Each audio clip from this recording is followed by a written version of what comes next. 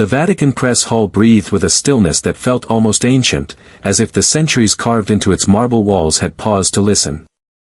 Journalists filled the room, voices hushed, pens poised, cameras waiting. And at the center of it all sat Pope Leo XIV, a figure clothed not only in white robes, but in a gravity that seemed to weigh heavier than the stone above his head. From the shadows of the front row, a single man rose. A journalist. Celebrated. Decorated. Armed not with weapons but with words sharpened to pierce. His stride to the microphone was laced with confidence, even triumph, for he believed the moment belonged to him. He believed the church stood weak, out of step, a relic ready to crumble before modern idols. His smirk betrayed the arrogance of one who thought himself the executioner of tradition. The room leaned in as his question spilled forth. It was simple, pointed, designed to corner the Pope before the world. Why does the Vatican still reject the sacred image of Pachamama? Why cling to intolerance, when the world has moved on? His voice rang with conviction, certain that history itself would echo his challenge as victory. But then, silence. The Pope did not rush, did not flinch. His eyes, weathered by prayer and burden, met the journalists with a steadiness that unsettled even the boldest heart. And when his voice finally broke the stillness, it was not the voice of a politician evading, nor of a man defending himself. It was the voice of a shepherd, resolute and clear, cutting through pretense like light through fog. His words condemned not people, but the idols that chained them. His reply shook the air with a force that cameras could not capture and pens could not tame. In that instant, the journalist's certainty began to waver. The weight of centuries seemed to lean on him, pressing his pride beneath the immovable stone of truth. The air itself grew heavy, as though heaven had leaned close to hear. And all who watched knew this moment would not pass quietly into history. Where are you watching from? And if you can hear such clarity, such defiance of idols, and yet refuse to stand with truth, what does that reveal about the state of your heart? If you will not subscribe, then let the world see your reason written in the comments below. Pope Leo XIV sat still, his hands resting gently upon the arms of the chair, a man whose silence spoke louder than applause, whose presence alone seemed to settle the restless air of the Vatican hall. His was not the authority of a politician seeking favor, nor of a ruler clinging to power, but of a shepherd who had walked through storms and yet carried no bitterness in his eyes. Born into obscurity, raised in the shadows of poverty, he had carried within him the stories of countless forgotten faces. The orphans in war zones he once embraced, the widows whose tears he had wiped with his own hands, the sick whom he had comforted when the world abandoned them. Every line upon his face was etched by prayer, every pause in his speech shaped by the weight of history. He had long been called the defender of the faith, a man unafraid to draw the line between reverence to God and the seductions of false idols. Across from him, standing tall at the microphone, was the journalist. A man of the world, polished in his rhetoric, celebrated in secular circles for dismantling institutions with biting questions. He had built his career on clever defiance, each article a blade against tradition, each broadcast a performance of superiority. His confidence was not born of conviction, but of applause, the fleeting adoration of those who mistook rebellion for courage. And in this hall, he believed he would strike another blow, that he would force the Pope to stumble before the eyes of millions. The setting carried the weight of theater and judgment. The Vatican press hall, gilded in history and lit by the watchful glow of cameras, had become more than a room, it was a battlefield. Every lens was trained upon this exchange. Journalists from every nation leaned forward, scribbling furiously, aware that the moment unfolding before them would ripple across the world. The stakes were not hidden. For months, controversy had spread like wildfire. Pachamama idols had found their way into sacred spaces, provoking scandal, confusion, and outrage among believers. Was the Church surrendering to the spirits of the age, or would it stand, unbending, against the tide of pagan revival?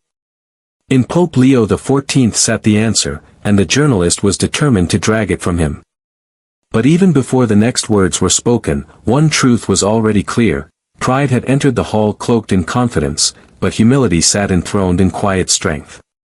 One sought victory. The other sought truth. And only one would endure the scrutiny of history. You are watching the clash of two worlds, one temporal, the other eternal. If you cannot recognize the weight of this moment, if you hear the defense of faith and still choose silence, then what does that reveal? Subscribe to Circles of God's Glory now, or declare in the comments why you prefer to turn from truth rather than stand with it. The journalist cleared his throat, his expression arranged into the practiced mask of respectful curiosity. His first words were measured, wrapped in politeness, but behind them lay the hidden daggers of accusation. Holy Father, he began, his tone smooth, almost deferential, surely the Church is strong enough to embrace diversity without fear. Why, then, do you insist on rejecting the sacred image of Pachamama, which to so many indigenous peoples represents life, fertility, and harmony with the earth? His voice carried no tremor, only confidence. The confidence of one who believed he had drawn the Pope into a trap. The hall waited, pens hovering, cameras blinking red. For a long moment, Pope Leo XIV remained still. He did not frown, nor did he smile. His gaze, steady and unhurried, lingered upon the journalist, as though he were not hearing a question but weighing a soul. When he finally spoke, his words were gentle yet immovable, his voice carrying the clarity of mountain air. We honor the people, he said, but we do not bow to their idols. To cherish culture is not the same as to worship its gods. Life and creation come from the Lord of heaven and earth, not from carved images that cannot speak, nor move, nor save. A subtle shift passed through the room. Some journalists looked down, scribbling faster. Others glanced at one another, their eyes widening. The Pope had not raised his voice, nor launched an attack, yet already the balance had tilted. The challenger pressed on, still cloaked in courtesy, though the edge in his tone sharpened. But surely, he countered, such rejection risks alienating those who find meaning in these traditions. Should the Church not show tolerance by welcoming such symbols under its roof? Leo's reply came with no haste, as though he had long carried the answer within him. Tolerance is not surrender, he said softly. Compassion does not require compromise. A doctor may sit beside the sick, but he does not join them in their disease. The Church must embrace every heart, but never the chains that bind it.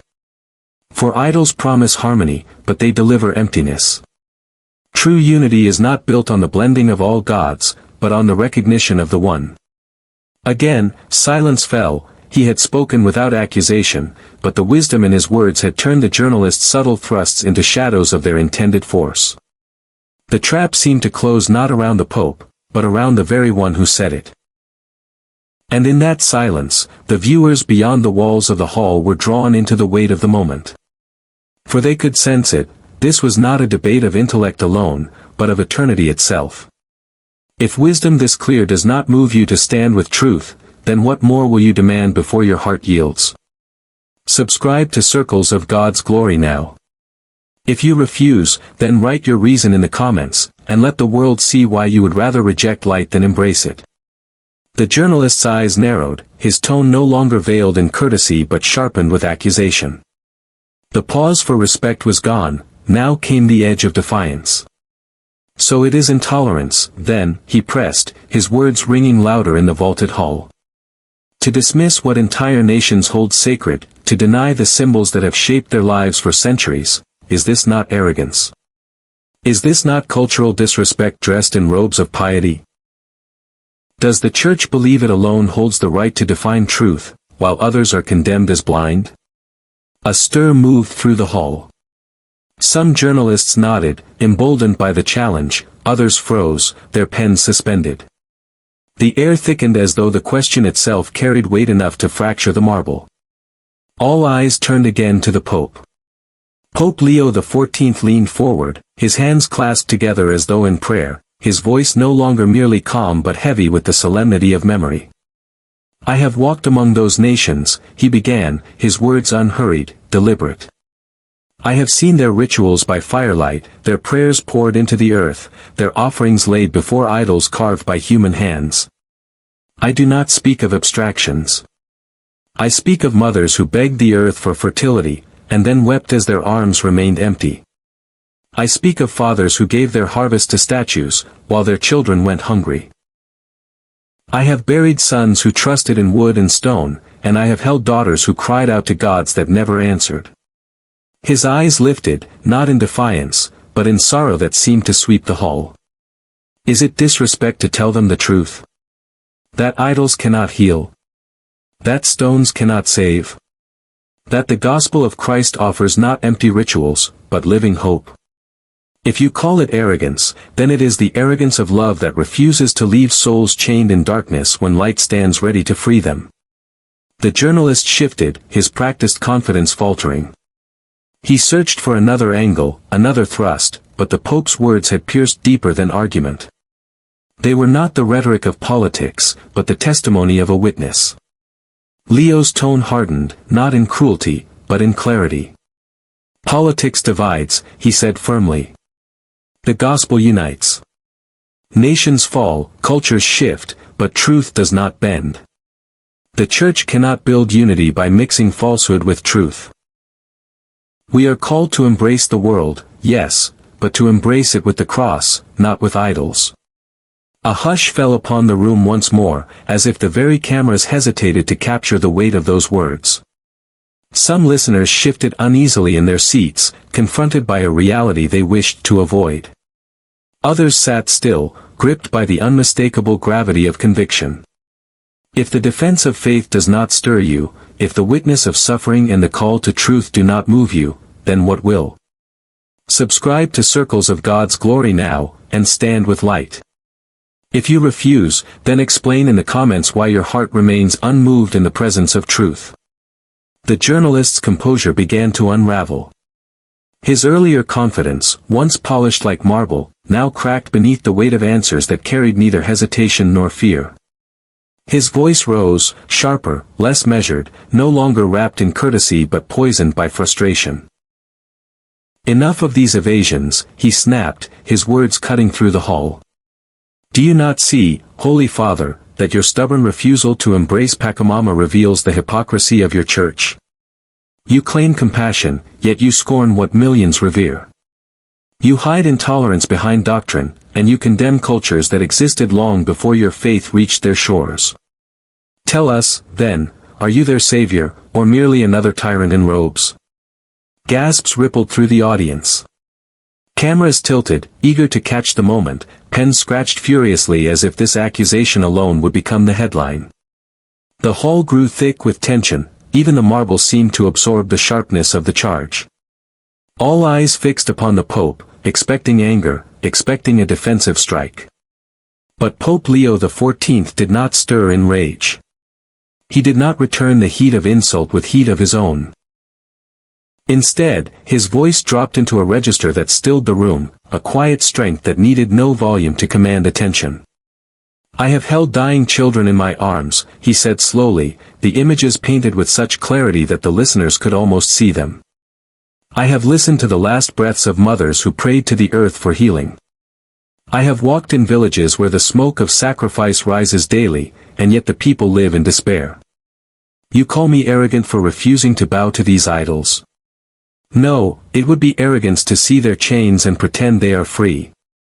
He straightened, not in pride but in solemn authority, his words growing sharper, each syllable cutting into the heart of the charge. You call it intolerance to proclaim Christ alone as Lord. I call it sacred duty.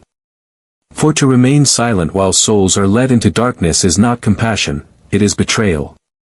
To point them to the cross is not tyranny, it is love that refuses to abandon the lost. The journalist faltered, his lips parting but no words escaping. The accusations that moments before flowed with ease now clung heavy upon his tongue. His sharpness had met a force it could not wound, a strength that needed no armor of anger but stood invincible in truth. The hall fell into silence so profound that even the clicking of cameras seemed to cease. The tension hung suspended, as though the world itself had paused. Journalists shifted uneasily in their seats, and for a heartbeat, even the challenger's eyes betrayed doubt. The contrast lay bare, one voice rising in bitterness, the other grounded in the immovable gravity of conviction. And in that silence, a truth emerged clearer than any headline could capture. The contest was no longer between man and man, but between arrogance and humility, between idols and the living God. If this moment does not lead you to stand for truth, if you can hear these words and still remain unmoved, then what is the anchor of your soul? Subscribe now to Circles of God's Glory and stand with light. If you refuse, then declare in the comments why you will not, and let the world see the reason you chose silence when truth called your name. The silence lingered, pressing down upon the room like a weight no one dared disturb. The journalist's outburst still trembled in the air, but its force had already withered. All waited, pens suspended, cameras trained, breaths held, for the Pope's reply. When Pope Leo XIV spoke, his voice was steady, calm, and yet sharpened with an edge of truth that no one could mistake.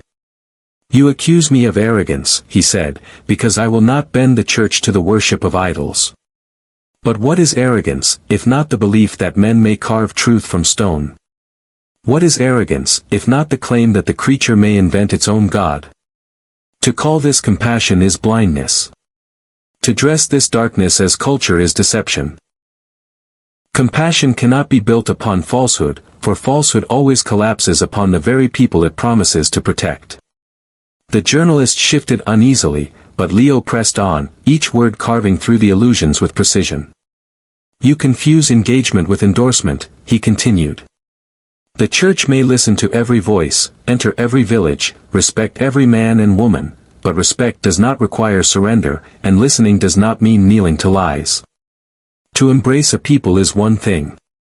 To kneel before their idols is another.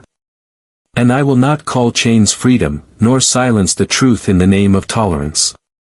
The words hung heavy, and in them, a piercing question: why did defending idols matter more to the journalist than defending the souls trapped by them? The Pope gave the answer himself, but gently, almost sorrowfully.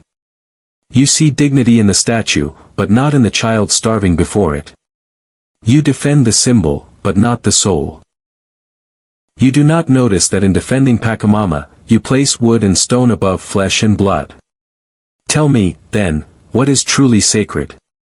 The impact was unmistakable. Murmurs rippled through the hall, some in disbelief, others in agreement, and still others in stunned silence.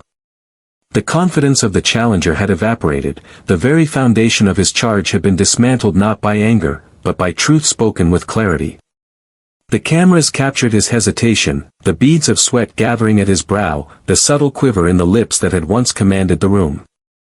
The great dismantling was complete, yet it carried no mockery, no gloating, only the unshakable force of wisdom standing against presumption. The room itself seemed to bend beneath the weight of what had been said. No rebuttal rose from the journalist, for the ground beneath his arguments had vanished. The audience had come expecting spectacle, but they were given revelation. If this truth does not convict you, then what will? Subscribe now to Circles of God's Glory, and take your stand with light. If you choose not to, then write your reason in the comments. Let the world see why you would rather excuse lies than align with truth. The Pope let the murmurs fade into stillness, his eyes no longer fixed on the journalist but sweeping across the hall, as if to gather the entire assembly into the weight of his gaze. The sharpness of rebuke gave way to something softer, though no less powerful. His voice, when it rose again, was lower, gentler, yet filled with the kind of gravity that could only come from a shepherd's heart. "My sons and daughters," he said, "this is not a battle between one man and another, nor between cultures, nor between ideas of politics. This is about the soul of the world. It is not about a journalist, nor about a pope, it is about what kind of world we are choosing to build. Will it be one of idols and silence, where truth is buried under stone? Or will it be one where men and women find courage to lift their eyes to heaven and say, 'There is one God, and He alone is worthy'?" The atmosphere shifted. Where moments before there had been tension like fire, now there was stillness like rain. The words washed over the room not as confrontation, but as invitation. "We do not need more voices shouting past one another," the Pope continued, his tone now pastoral, almost pleading. We need hearts willing to listen, to serve, to love. The gospel does not trample cultures, it redeems them. It does not erase identities, it fulfills them. But it will never bow to idols, because idols consume life, while Christ gives it. He paused, and the hall seemed to hold its breath.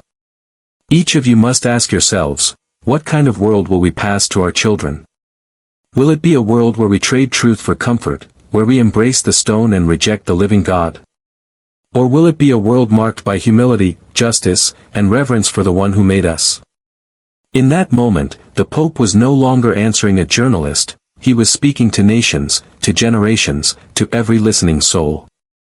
His voice carried the tone of a sermon, but also the tenderness of a father who knew the frailty of the flock entrusted to him. His closing words settled like a benediction over the hall, let us not be builders of idols, but builders of hope.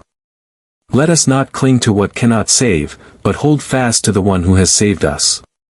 The world does not need another god of stone, it needs hearts of flesh renewed by the living Christ. The tension had turned to silence, but this silence was different. It was not the silence of shock, but the silence of reflection.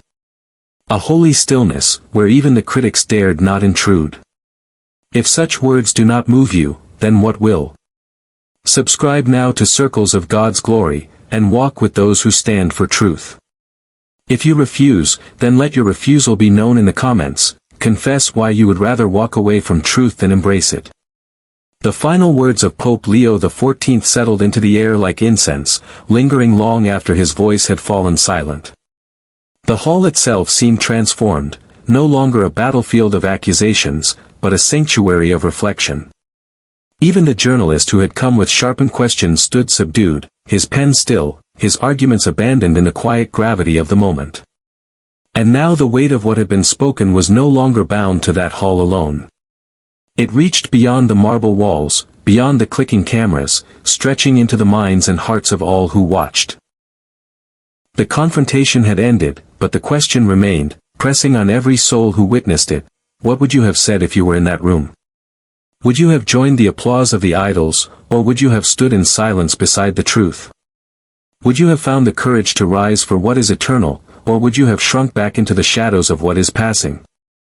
This is your moment to answer. Speak in the comments, not in arrogance, but in honesty. Share the truth you saw, or confess the reasons you resist it. Let the world read what your conscience declares. And as you reflect, hear the blessing that still echoes from that hall, may we all seek truth with humble hearts, may we learn to listen more than we shout, and may we build not a world of idols, but a world where light overcomes darkness. You stand now at a crossroads. To walk away in silence is a choice. To stand with truth is also a choice. Subscribe to Circles of God's Glory today, and declare that you will walk with those who choose the light. If you refuse, then do not hide, write in the comments why you turn from truth, and let your own words testify where your heart truly stands.